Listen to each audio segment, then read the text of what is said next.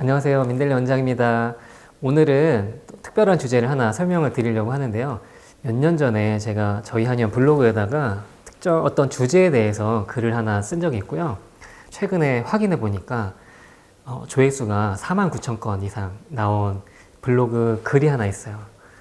왼쪽 가슴 통증, 그 다음에 왼쪽 날개뼈 통증에 대해서 호소하신 환자분들이 많이 계신데 그분들께서 많이 봐주신 글이고요. 그 글이 많이 알려지기 시작을 하면서 예전에 타 지역에서 저희 한의원으로 치료받으러 1박 2일 올라오신 분이 있었어요. 그래서 모텔을 잡으시고 이틀간 치료받고 한약 처방받고 가셨던 분이 계시고 저희가 생각보다 많은 수의 환자분들을 진료했기 때문에 그 부분에 대해서 잘 알고 있어서 오늘은 그 왼쪽 가슴 통증, 왼쪽 날개뼈 통증에 대한 말씀을 드리려고 합니다. 저런 말이 있어요. 의사들이 본인이 아파본 질환에 대해서 더 잘 치료한다라고 하는 얘기들이 있는데 사실은 제가 그렇게 아파봤거든요. 오래전에 이제 저희 첫 아이를 키울 때 육아에 참여를 많이 한 적이 있었는데 그때 그 왼쪽 가슴이 아팠고 날개뼈 쪽이 아파서 고생을 했던 적이 있어요. 이거를 치료하려고 그래서 나중에는 어땠었냐면 밥을 먹으면 속이 답답해서 잘 넘어가지 않는 거예요. 소화도 좀 안 되고 항상 뻐근하고 고개를 한쪽으로 돌리면 아프고 그래서 제 주변에 이제 아는 선배들 한의원에 찾아가서 치료해 달라고 얘기를 했었는데 생각보다 치료가 안 되더라고요. 그래서 어느 날은 제 후배 중에 한 명 한방병원에서 일하고 있었는데 그 후배 한의원 한방병원에 찾아가서 제 몸을 다 뒤졌어요. 여기저기 다 확인을 해보고 어떤 핵심 포인트를 하나 발견을 하게 됐어요. 먼저 말씀드리자면 등뼈 흉추 옆에 왼쪽 척추 기립근이 이만한 거예요. 오른쪽은 요만한데 왼쪽은 2배 정도 두께가 있었고 거기 누르니까 굉장히 아프더라고요. 그래서 그 포인트에다 치료해 달라 얘기를 했고 부항치료, 침치료하고 나서 숨이 쉬어지기 시작하더라고요.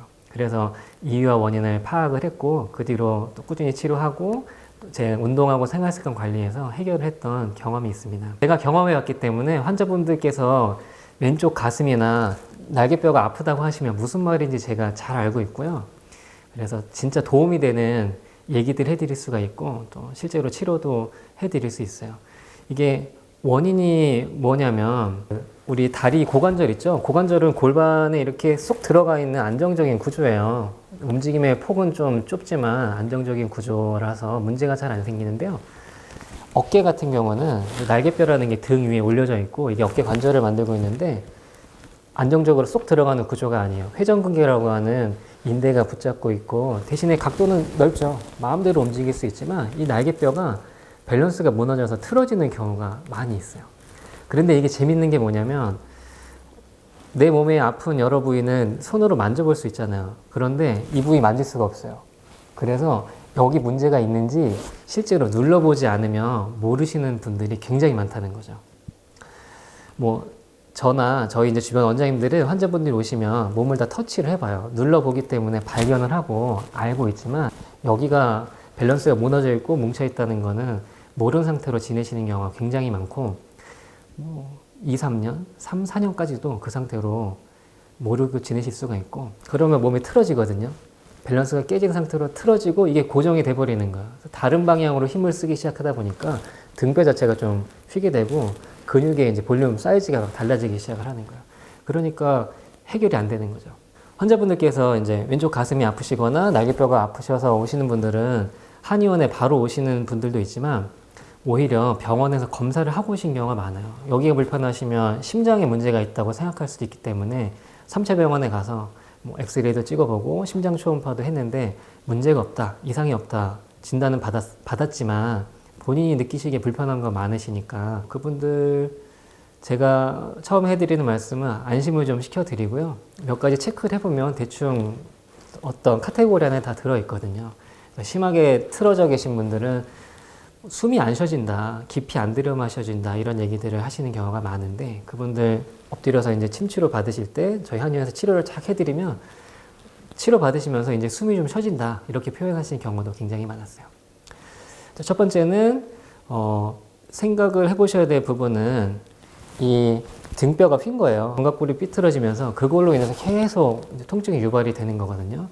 그래서 그 부분을 치료를 하셔야 되고 대다수가 놓치는 치료 포인트들이 있는데 이제 환자분들께서도 아시고 계시면 좋을 거예요.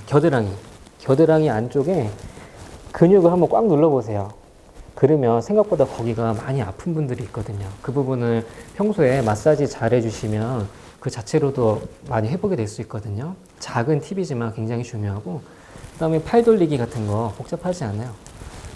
이런 것만 자주 해주셔도 이쪽에 밸런스가 좋아지기 때문에 그 통증 개선에 도움이 좀 되실 거예요. 그리고 간단하지만 빠르게 걷기나 달리기 이렇게 하시면 척추뼈가 이렇게 움직이거든요. 부드럽게 밸런스가 다 맞춰지기 때문에 이 교정이 되는 효과가 있어요. 스스로 마사지하고 또 스트레칭 하시고 걷기나 달리기 같은 거 해주셔서 몸을 자꾸 써주시면 알아서 몸이 스스로 밸런스를 맞춰가니까 그 부분 기억해 주시고요.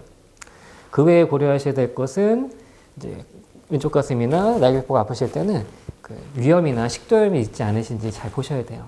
위나 식도가 염증이 있어서 기능이 좀 약하게 되면 이쪽 부분에 통증을 유발할 수 있으니까 그 부분 확인하셔야 되고, 또 치료가 필요하시다면 하셔야 될 것 같고요. 그리고 또 하나 재밌는 건 복부 가스. 이제 대장 기능이 좋지 않아서 가스가 차게 되면 그 가스는 기체니까 타고 올라가요. 올라가서 왼쪽 대장의 끝까지 올라오는데 여기서 꽉 차서 왼쪽을 밀어 올리는 거야. 답답한 느낌이 드시죠. 그래서 관장을 하시거나 설사나 변비 같은 과민성 대장증후군이 해결이 되시면 의외로 이쪽 불편한 느낌들이 개선이 되는 경우가 많으세요. 그리고 또 하나 생각하셔야 될 거는 정신적 스트레스. 스트레스를 받으시게 되면 나도 모르게 바른 자세 유지가 안 돼요. 약간 걱정하시게 되면 이렇게 좀 꼬부라지시게 되고 이렇게 비뚤어지게 되시는 경우가 많죠. 그리고 의외로 긴장을 많이 하게 돼요. 그렇게 되면 이쪽 밸런스가 무너져서 올바른 자세 유지하시는 게 중요한데, 심리적인 스트레스가 있으면 올바른 자세 유지가 안 되기 때문에 그 부분이 연관이 있다는 거는 반드시 기억을 하셔야 되고, 또 마음이 좀 편안해지시거나 스트레스들이 해소가 되면 이쪽 부분에 개선되는데 훨씬 많이 도움이 될 겁니다. 그리고 마지막으로 생각하셔야 될 게 심장 관련 어떤 문제들인데요. 협심증이라고 들어보셨을 거예요. 심장 근육 자체가 움직여야 되는데 심장 근육 자체에도 혈액이 공급이 돼서 근육이 운동할 수 있게 해줘야 되는데 그걸 관상동맥이라고 말하고, 관상동맥에 찌꺼기가 껴서 막히게 되면 여러 증상들을 유발하게 되는데요.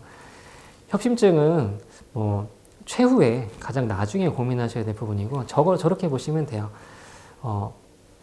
아침에 새벽에 빠르게 움직였을 때, 빠르게 걷거나 계단을 막 올라갈 때 더 뻐근하고 아파진다. 그리고 쉬면 괜찮다. 이렇게 말씀하신 분들은 조금 주의하셔야 될 부분이 있고, 협심증 증상이 있게 되면 왼쪽 팔을 타고 저림 증상이 좀 내려가기도 하거든요. 그런 경우가 있다면 의심을 해보실 수는 있겠지만 그냥 왼쪽 가슴이나 날개뼈가 아프다고 해서 심장에 대한 고민을 먼저 하시는 거는 순서가 맞지 않다라고 생각이 듭니다. 스스로 하실 수 있는 포인트들을 일상생활에서 기억하시고 해보시면 많이 도움이 되실 거고요. 한의원에서 도움드릴 부분이 많으니까 가까운 한의원 찾으셔서 치료받고 하시면 더 빨리 좋은 효과가 있으실 겁니다. 오늘 여기까지 말씀드리겠습니다. 감사합니다.